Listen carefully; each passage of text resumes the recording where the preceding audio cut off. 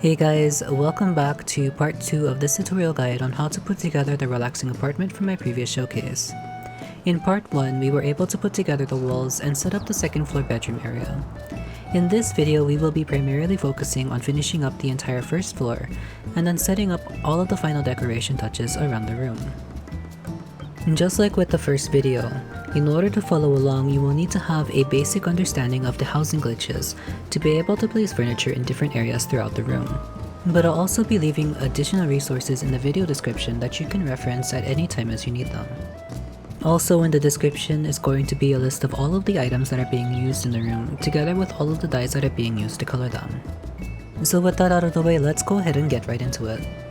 The first thing that I want to go into is going to be the bathroom. Because we've already built the second floor above it, the layout for the bathroom is already complete. I like to start this out by setting up the Oriental bathtubs on either side of the bathroom area. These bathtubs take up a pretty large amount of space just by themselves, so the main issue is that they don't actually fit really well into the space. So in order to work around that, I place the bathtubs into my storage and repeatedly preview them until I've got them about where I want them to be. For the first tub, I like to push it into the wall so that the lightwood is no longer visible, but so that the inside lining of the tub is still showing. I also like to try to make sure that the front corner of the tub is sitting up against the paper partition so that there's no gap.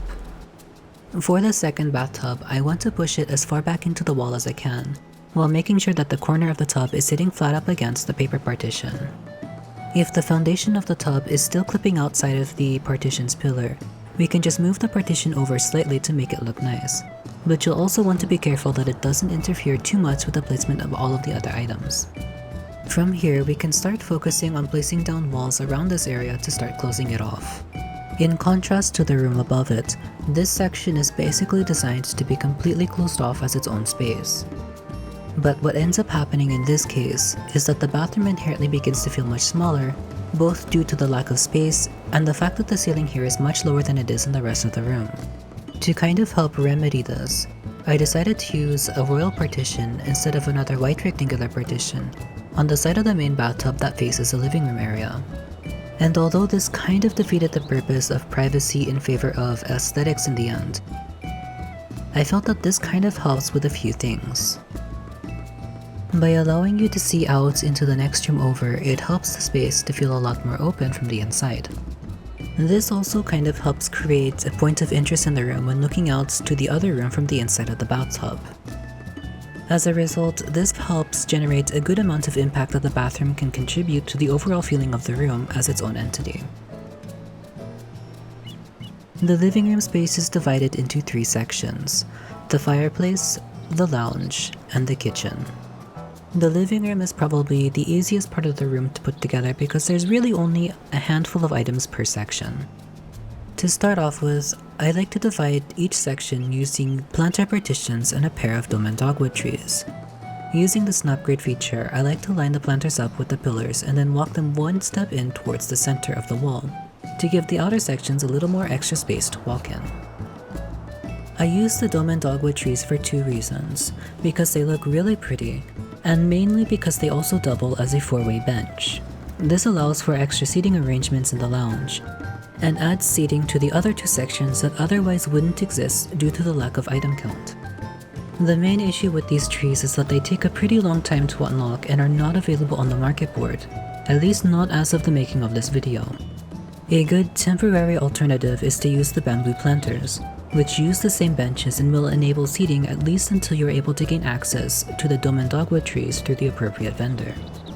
I think one of the key qualities of the living room that I was going for was to have each section be open and easily accessible, in the sense that all you would need to do is simply walk straight towards them and sit down wherever you would like. This sort of convenience of being able to walk in easily, I think, helped make the space feel more inviting because there were no hurdles that you needed to jump over or walk around. The kitchen is probably the easiest part of the living room because it's really only just one main item. Using the preview placement from my storage, I like to clip it so that the chimney pipe is about halfway into the wall, and so that the stove is more or less centered on the tree. This is probably where you might see the extra space from the planters start to come in handy, because these sections don't have a whole lot of room to set foot in, especially after you put down large items like this. In the end, there actually isn't a whole lot of room anyway, but at least in this case, there's enough space that it doesn't look like you need to sidestep in and out of this area just to use the stove. Moving on to the fireplace section, I like to start this out by clipping the Masonwork Stove into the wall as far as it can go. This way it looks a little bit more like a natural fireplace. I personally like to try to center it between the two pillars that are on the wall. The next item that we'll be working with is going to be the imposing Guardian shelf. When placing this item down, I like to set it so that the stone of the fireplace isn't going to clip out of the wood from the shelf. I like to use the white rectangular partition to help me figure out the measurements for this. Once I'm happy with where I have it, I'll start to glitch it up using the floor item glitches. When glitching this item up, I like to avoid catching the fireplace along with it.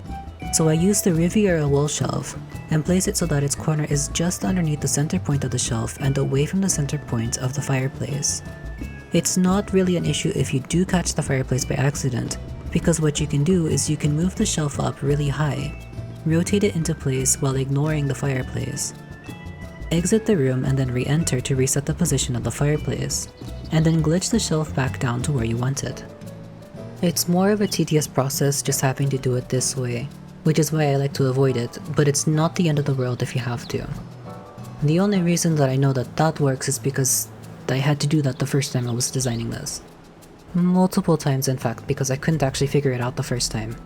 For the Oasis floor lamp, I want to glitch it up so that it looks like it's sitting on top of the Guardian shelf, but I want to have it as far forward as I can so that it's not clipped too much into the painting. To do this, I want to have the base of the lamp sitting inside of the beveled area on the upper half of the shelf. I like to use the white rectangular partition to figure out how far forward I want to have the lamp first, and then carefully move it over so that it's sitting just about centered on the insignia that you see on the Guardian shelf. The Oasis floor lamp has a smaller hitbox for glitching, but in this case I do want to make sure that I actually avoid catching the shelf along with it, because the lamp will get stuck inside of the shelf and will be difficult to select and rotate with the mouse and keyboard. So here again, I want to make sure that I'm placing the corner of the Riviera shelf only underneath the center point of the lamp and away from the center point of the Guardian shelf. The fireplace section was originally designed as a counterbalance to the kitchen area. When the kitchen was first put together, I ended up feeling like this section also needed something of a similar impact to help create a better sense of balance between the two sides. One of the main reasons that these outer sections only have a handful of items is mostly due to item count limitations that I started running into as I was getting closer to finishing the room. Now that we've finished all of the core items for the room, we can start putting down all of the final decoration touches.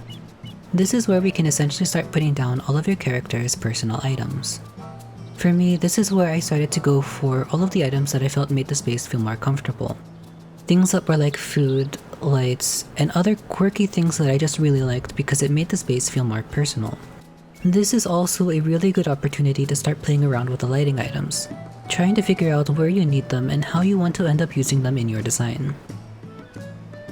For me personally, the way that I placed the lights around the room was an attempt to help create a sense of intimacy in certain areas, while also using them as mini focal points to draw your attention to the areas that they're in as you walk around and explore. For a lot of the lights, I placed them closer to the ground or where the character's eye level would be if they were to sit down in those particular areas. This, I think, helps create a sense of intimacy, which becomes even more apparent during the night cycle of the room. At this point, most of the items that I'm placing down are fairly easy to place and only take minimal glitching to achieve. These items are also very easy to swap out, change, or rearrange however you see fit. So in my opinion, this is a really good opportunity to move things around to your liking. For me, the items that I'm putting down were things that I personally really liked or felt contributed the most to the overall feeling of a particular space. But for you, these things might actually be different, so feel free to go ahead and play around with them. For a majority of the items that were being used in this room, a lot of them were fairly easy to obtain through crafting. This room was actually put together while all of my crafting classes were still around level 60, without access to any of the master recipes. So a lot of what I was focused on at that time were cheap solutions that were easy to craft at those levels. Some of these items, however, are not craftable, but can be purchased through specific vendors at a low price. For example, a lot of the lights can be purchased from any furniture vendor within the housing areas, but other items can only be purchased somewhere else. For example, the imposing dimension castle vase can only be purchased from the florist in Gridania, who's near the Aetherite on the opposite side of the Black Rabbit Traders. The only item that will take some amount of effort to obtain, however, will be the Dome and Dogwood trees. The trees are locked to your progress on the Dome and Restoration after the completion of the main story quest for Stormblood. But the progress on the restoration is also locked to a weekly donation cap, so this may take some amount of time if you're just now starting with that. The easiest way that I've found to meet the cap every week was to run daily roulettes throughout the week, roll greed on every item that gets dropped, and then every Tuesday I would donate everything in one go. I believe the tree becomes available from the local vendor once you've earned the achievement Biodoma 3.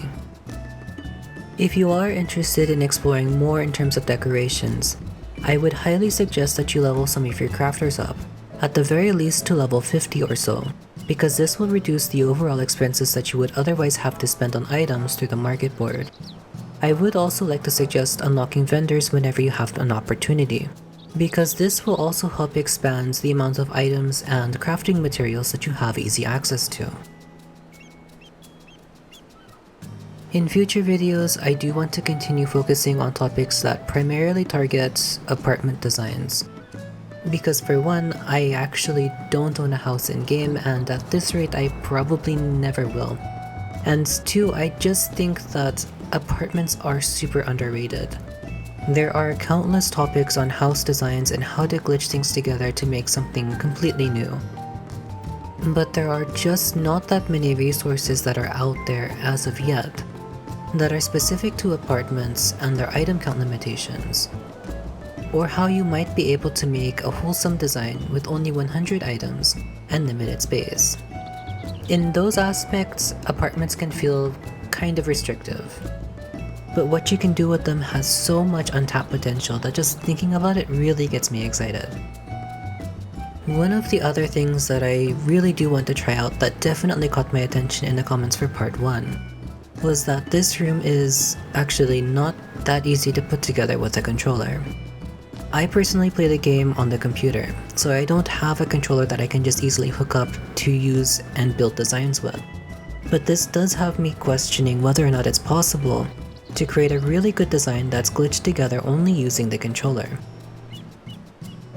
I know that a lot of you from when I first released part 1 mentioned that you were altering things in this design to your own liking. So I think this is actually a really good point to either continue to follow along to see how things are placed and where, or to go ahead and take your own spin on things and experiment with what you like most. I personally think it's a great idea to figure out how you want to make this space your own, either through items that you really like or by completely redesigning your own version of it, by playing around with it and seeing where it leads you. For now, we're almost done here, so I want to take the time to thank you guys who have watched this video up to this point. I'm gonna go ahead and drop off here for now so that you guys can watch the rest of the process.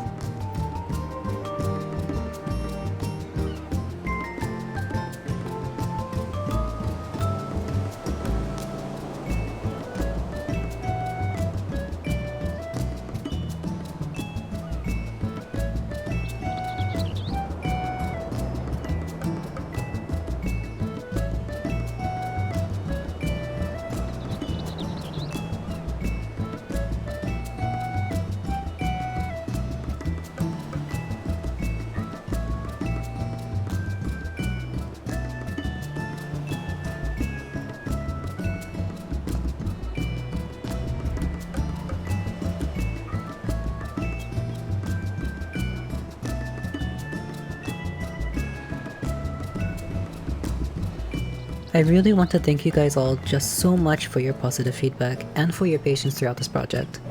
It was really surprising to me to see that so many of you were able to take your first step into housing with this apartment, and that you were able to learn so much from just the process of following along. I'm also personally really happy that this was able to inspire you guys to explore this side of the game. I think that the apartments have so much potential in this game to be a fun and exciting part of your experience, so I'm incredibly excited to see just how things are going to look moving forward. If you do happen to use or redesign anything from this apartment, please feel free to share the location of your work in the description. I'm really looking forward to seeing just what you guys are going to be able to make with this. On that note, I am still new to the process of making these videos, so it does take me a bit of time to work through them. But if you do happen to have any tips or advice for things that I could do better, or whether you felt that there were things that were over-explained or just not explained enough, please feel free to leave a comment. Once again, I want to thank you all so much for watching, and have a great day.